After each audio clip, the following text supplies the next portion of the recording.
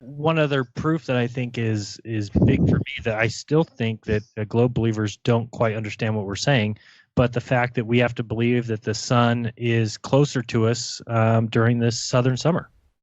I mean, that to me is just an insane thought, that clearly the sun is closer to me when it's above my head during the summer and it's 110, and the sun's right there. And during the southern summer, I can see the sun lower in the horizon, which is telling me that it's getting further from me.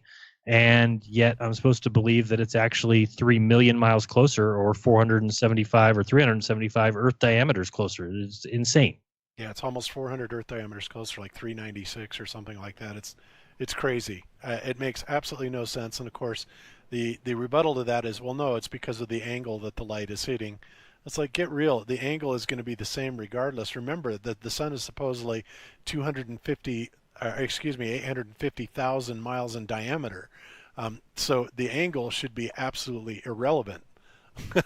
I mean, it doesn't make sense, but they have to invent those sort of, because they already have the tilt of the Earth thing, and that's what they use to explain the seasons, and so they just drum it in our heads that it's the angle. But if you think about it for 10 seconds, really the poles should be like super hot during their respective summers, and while they do heat up a bit, they certainly aren't tropical, as you might expect. Well, yeah, they love to tell us that the Antarctic gets the sun 24 hours a day for 6 months. You can look that up. That's what they'll say. Yet it's a big old frozen tundra.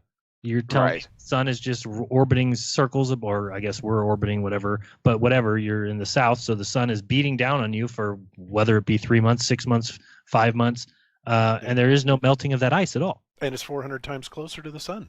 Right, it should be closer. It makes no sense at all. And then when you look at the flat Earth model, and you even if you're looking at the AE map, which may have its imperfections, but I'm one of those that says it's pretty much the best that we got right now.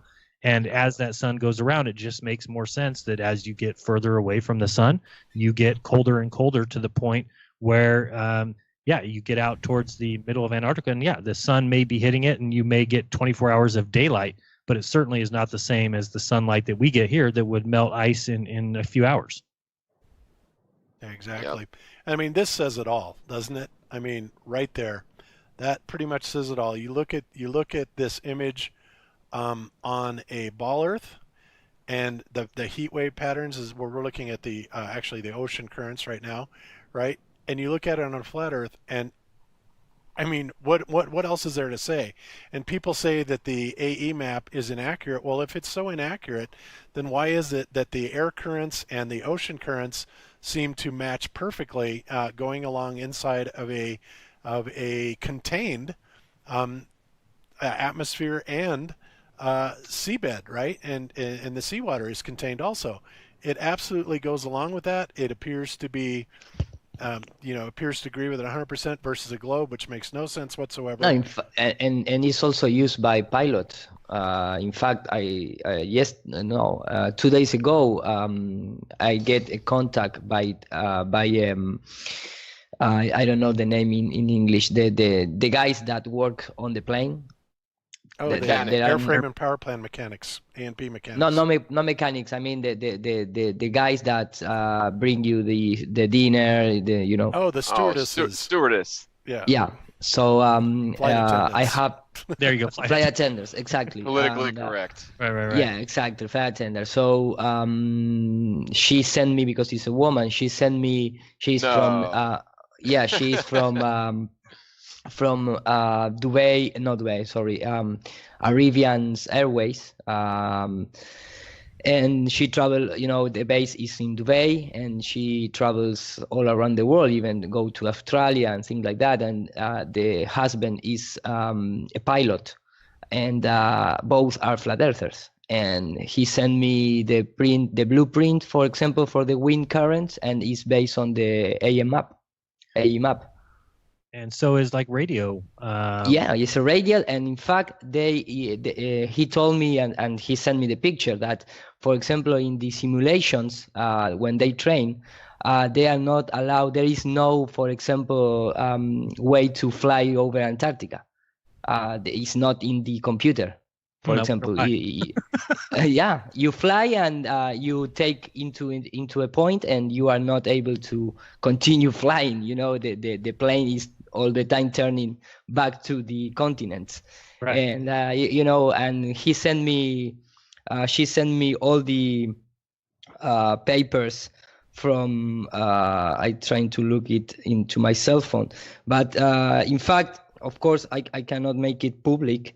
But she sent me all the information. For example, the numbers for you know, taking into consideration the fuel that is going to be used, the winds, the routes, and the winds in particular that are all based on ANE map. You know, just telling you that. Well, people who say the AE map doesn't work basically are basing that off of airline flight times, and they just don't get that those aren't figured out by there's no pilot pressing the gas pedal to fly places. You know, that this is all done by computer. It's done by autopilot. It's you know, figured into the system, and it would be very easy for them to make planes move a little bit faster than we think. And go further distances in a shorter amount of time. It wouldn't even be noticeable to anyone. And that's why it's so easy for me to recognize that it would be very easy to fly over an AE map in the same amount of time that we're seeing on the globe. And then when you put it on a globe and you have some times that may not make sense to somebody at first glance, it's a very good proof of the globe, right? Somebody's going to say, oh, well, you can't possibly fly like this picture here that's on the screen now. You can't possibly fly from New Zealand all the way to Santiago, Chile in 11 and a half hours. Well, yeah, you're right. You can't unless you start realizing that there's a 250 mile per hour jet stream that is clearly used by those planes, and they get up in that jet stream, and in which case you have to then believe that either the plane is going like 300 miles per hour and it's just taking advantage of those extra 250 miles per hour, so it's going a total of 560 and getting there in 11 and a half hours. Or you can look at it and say, well, is that plane actually going 550? And then add in the 250 on top of the 550, and you get to 800 miles per hour, and all of a sudden in 11 and a half hours that plane can go 9,000 miles. All right, yeah, I was just playing around with this map. I still find it amazing. And by the way, Tesla's Apple does seem to be adding more and more functions to this AE map, which is great. So hopefully at some point he'll have it entirely restored, and then, you know, screw those guys that took it down and changed it. We'll still have our reference point.